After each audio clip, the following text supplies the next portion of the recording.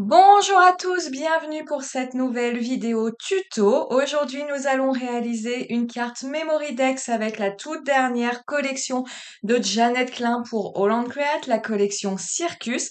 Et nous allons travailler différentes techniques autour des Distress Oxide. Alors, c'est parti!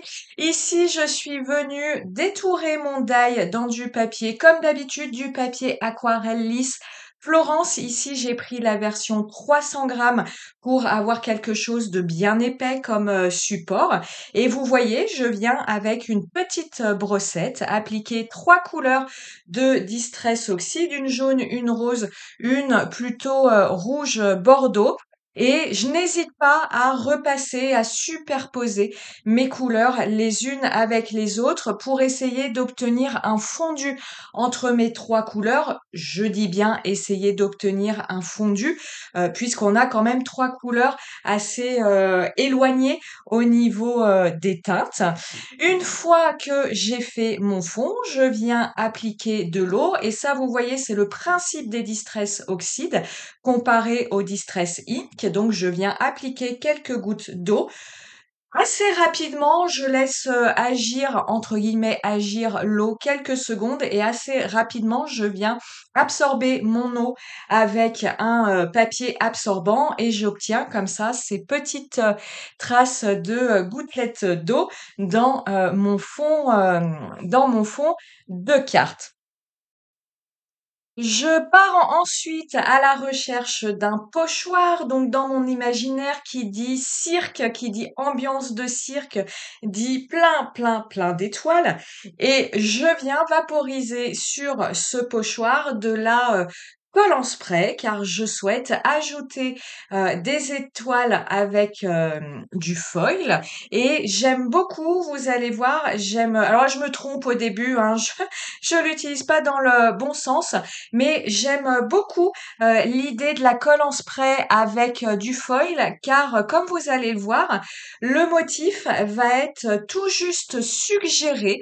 On va pas avoir comme ça une trace de mes étoiles parfaitement dessinées. On va les avoir un petit peu, comment je vais vous dire, un petit peu ajourées, un petit peu abîmées. Vous voyez, on a plein plein de texture au niveau de ces étoiles et j'aime beaucoup, ça donne comme ça un côté brillant qui est suggéré et ça me donne du détail dans ma carte qui est présent mais pas trop trop non plus, ce qui me permet d'ajouter encore des détails sur cette carte. Donc là, je vais venir ajouter des motifs de tamponnage. Donc ici, je n'utilise que des produits Holland Create, hein, que ce soit le pochoir, tous mes tampons.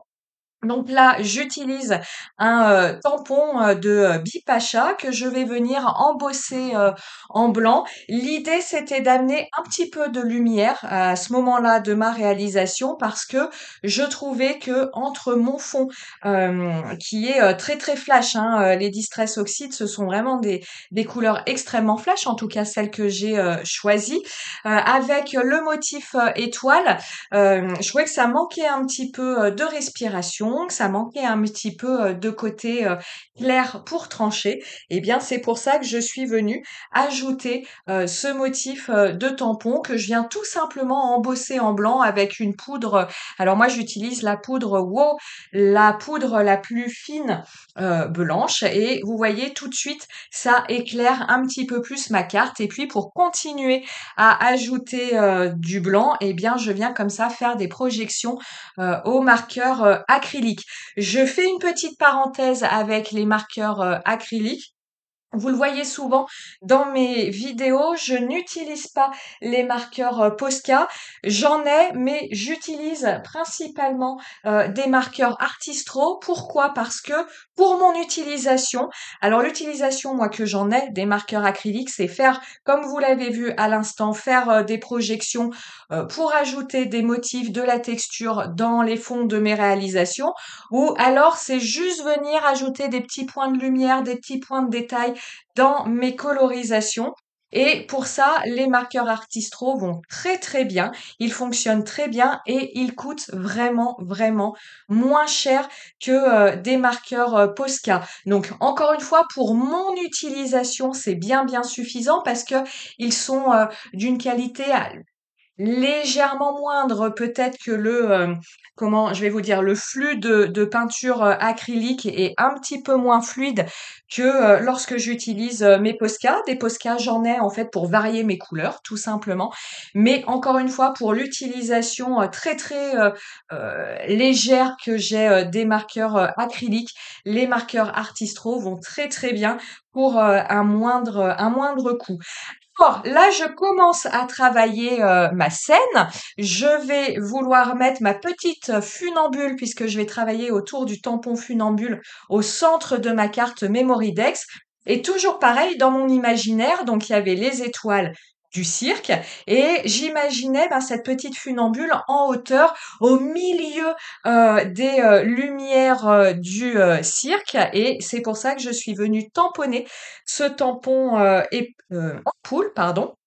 C'est un tampon également de Bipacha et pour un petit peu donner l'idée de d'ampoule éclairée, vous voyez, je suis venue repasser de la Distress Oxide avec mon pinceau à réservoir d'eau et ça me permet comme ça d'avoir un halo de lumière autour de mes ampoules. Juste, je reviens sur un détail sur le fond. On parlera après de ma colorisation. Lorsque j'ai tamponné mes ampoules, vous voyez, je tamponne avec mon encre comme d'habitude, hein, mon encre Versafine, mais le fait de tamponner sur la Distress Oxide a quelque part terni ma Versafine. Hein, vous verrez, le noir de mon tamponnage, pardon, n'est pas aussi vif que lorsque je tamponne directement sur du blanc ou sur d'autres supports comme de l'aquarelle, par exemple. La Distress Oxide a vraiment une composition assez crayeuse qui va, oui, quelque peu ternir. En tout cas, ça a terni ma Versafine. Il faut le savoir. Il faut peut-être faire des tests. En tout cas, je parle de moi parce que je ne les ai pas faits avec d'autres marques. Pourquoi pas la Memento, par exemple. À voir, mais voilà, moi ça me gênait pas du tout parce que on est sur, au niveau de mes ampoules, un travail d'arrière-fond. Mais sachez que sur la Distress Oxide, la qualité, et c'est ni bien ni mal quand je dis ça, mais les propriétés, voilà, c'est encore mieux, de ces encres font que vos couleurs vont être quelque peu ternies. Alors, ma funambule, j'avais ici envie de rester sur de la matière aquarellable. Donc, je suis venue travailler avec mes crayons de couleur Albrecht Dürer de Faber-Castell. J'en profite au moment où je tourne, où je double cette vidéo. Nous sommes le 4 décembre 2024. Je dis ça pour ceux qui verraient cette vidéo plus tard. Et donc, j'en profite pour vous dire que mon guide de démarrage, d'initiation du coloriage au crayon de couleur sera OK pour le cadeau que je souhaite vous faire pour le 21 décembre. Et j'y aborde également la colorisation au crayon de couleur aquarellable. Et je reprends avec vous notamment mes conseils matériels selon le budget dont vous disposez et notamment pour les gens qui disposent d'un joli budget et qui souhaiteraient se faire plaisir pour Noël. Je vous explique que pour moi, vous avez deux gammes qui se valent actuellement sur le marché. Ce sont les crayons de couleur Albrecht Dürer de Faber-Castell et les Supracolor Soft de Caran d'Ache. Vous avez ici deux gammes de crayons. Ces deux gammes comptent chacune 120 crayons. Ce sont des crayons qui ont la même qualité au niveau de la mine, au niveau des pigments, qui ont la même qualité au niveau des crayons, Les Albrecht Dürer sont un petit peu plus gros que les Supracolor Soft, donc ils permettent je vais pas dire, oui, si, une meilleure prise en main, mais c'est vraiment un petit détail, ça, quand vous n'avez pas forcément l'habitude de coloriser, ça va, voilà, vous allez pas vous en rendre compte, mais à savoir, c'est un crayon qui est un petit peu plus lourd, le Albrecht Dürer, donc vous êtes un petit peu plus, vous pouvez un petit peu mieux gérer la pression, le geste que vous opérez avec votre crayon. La seule différence entre ces deux gammes, ça va être les couleurs. On n'est pas exactement sur la même gamme de couleurs. Un fait important chez Albrecht Dürer, donc ce sont ceux que j'utilise ici. Vous avez un combo couleur que j'utilise ici pour les peaux claires. Vous n'avez pas de combo couleur dans les Supracolor Soft de Caran d'Ache. Voilà, il faut le savoir. Après, on est sur des crayons haut de gamme. Donc ce sont des crayons, je vous parle des coffrets, mais ce sont des crayons qui s'achètent également à l'unité. Donc absolument rien ne vous empêche d'aller piocher ce qui vous intéresse dans une gamme et ce qui vous intéresse dans une autre gamme. Dernière petite chose, effectivement, ces crayons s'achètent à l'unité, donc ça permet de se faire plaisir quand on ne peut pas tout acheter en même temps. Mais il est évident, j'ai fait plein de recherches ces derniers temps pour vous faire un guide assez complet. Il est évident quelque part que quand on achète un coffret, bah, vous pourrez voir le prix à l'unité du crayon diminue quand même par rapport à un achat à l'unité. Il faut le savoir aussi. Moi, c'est vrai que je suis partie dans l'idée d'acheter des coffrets et après je remplace à l'unité. Mais voilà, on ne peut pas tous se faire plaisir. On est des coffrets autour, selon les promotions. Il y a souvent des promotions sur ce type de coffret, surtout chez Faber-Castell. Caran d'Ache fait moins de promotions, mais on est sur des coffrets qui peuvent descendre à 100. Des fois, les promos les descendent à 150 euros et sinon, on est autour de 200 euros les 120 crayons. Je continue ici à texturer ma carte. Vous voyez, j'ai fait un gros travail de fond sur cette carte. Elle m'a quand même pris pas mal de temps. Donc après l'ajout de blanc pour apporter de la lumière, j'ai tamponné en noir un petit motif écriture pour ajouter ici encore de la texture, encore du contraste. Et là, j'ajoute des petits détails au niveau de mon ampoule. Je veux continuer à signifier que mes ampoules scintillent.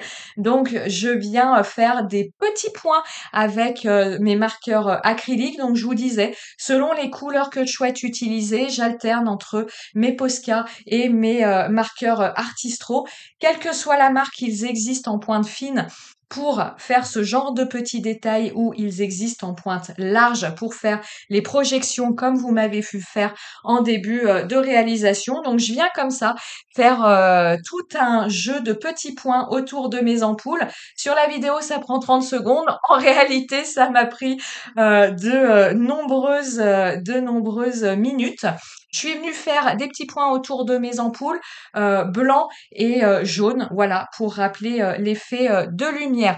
Je viens mettre ma petite funambule, comme je vous le disais, au centre de ma carte. Et puis, je vais venir tout simplement mettre mon petit titre sur ma carte. Vous voyez ici, je tamponne 2 fois mon titre, tout simplement parce que je veux le scinder au niveau des différents mots qui le composent, mais je veux qu'on puisse voir le cadre que je suis en train de réaliser à l'écran. Donc pour ça, j'ai besoin d'isoler chacun des mots. C'est pour ça que je l'ai tamponné 2 fois. Sinon, j'avais pas la place en fait entre le st et le in, par exemple, j'avais pas la place de faire 2 traits pour qu'on voit le cadre autour de chacun de mes mots. C'est pour ça, tout simplement, que je viens le tamponner 2 fois. Encore quelques petits détails avec mon petit marqueur acrylique. Vous l'avez vu, j'ai aussi, je n'ai pas manqué l'occasion d'ajouter du glossy sur mes ampoules et des petites touches, de paillettes sur, le chapeau et le petit, tutu de mademoiselle. Vous, le voyez ici, à l'écran. J'espère que cette réalisation vous aura plu. J'espère que ce petit enchaînement de différentes techniques vous inspirera, vous donnera envie d'essayer de reproduire certaines choses. Je vous souhaite une agréable journée et moi je vous dis à très très bientôt. Ciao, ciao, bye.